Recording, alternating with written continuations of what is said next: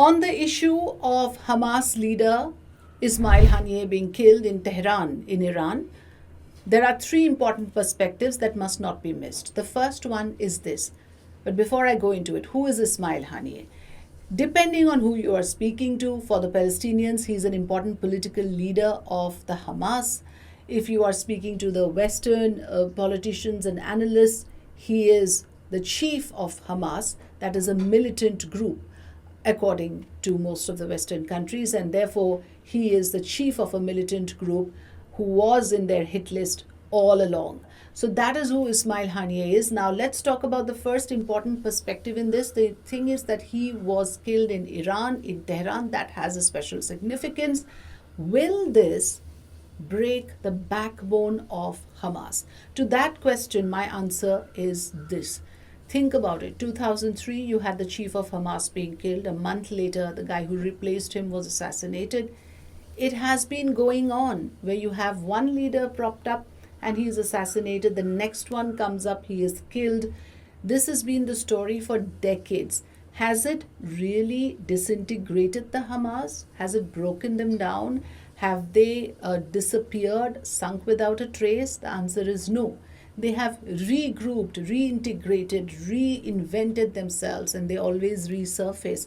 So to the question of whether this is a death blow to the Hamas and, this would now call for a ceasefire, the war is over, I have my serious doubts on that. The second important perspective in this is, like I mentioned, this has happened in Tehran, in Iran, who is supposed to be anti-Israel. Remember, this war that is going on also has other tangents. There is a Israel-Hezbollah war, the militant outfit of Lebanon.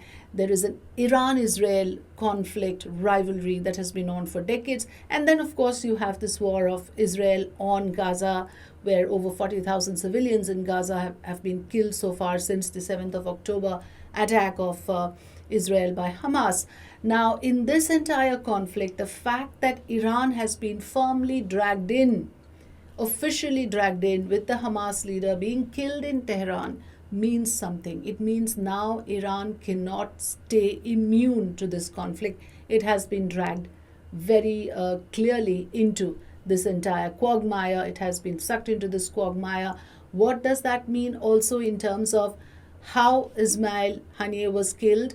It means that Hamas leaders are not as safe in Iran as they are anywhere else. For example, Ismail Haniyeh was in Qatar for the longest time, nothing happened. It is also possible that the attackers took advantage of the fact that here is a country in transition. Remember, the timing is interesting. Ismail Haniyeh was in Tehran to attend the inauguration ceremony of Masoud Peshkia, the newly elected president of Iran.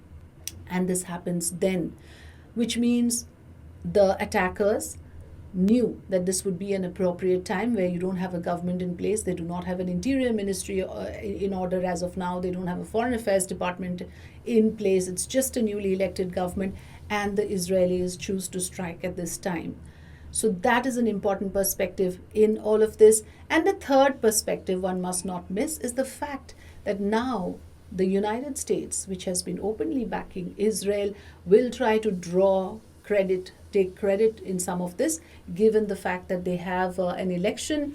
The Democrats are going to reach out and say that it is with our backing that this has been achieved, because that would have electoral benefits for them to say that we have managed to annihilate an important leader of the Hamas. So that's an interesting perspective. Will it in any way enhance the prospects of the Democrats vis-a-vis the Republicans in the coming election? Remains to be seen, but this is going to feature prominently in the electoral discourse in the United States as well, because it's known to the world that the United States has been actively supporting Israel in its war against Gaza.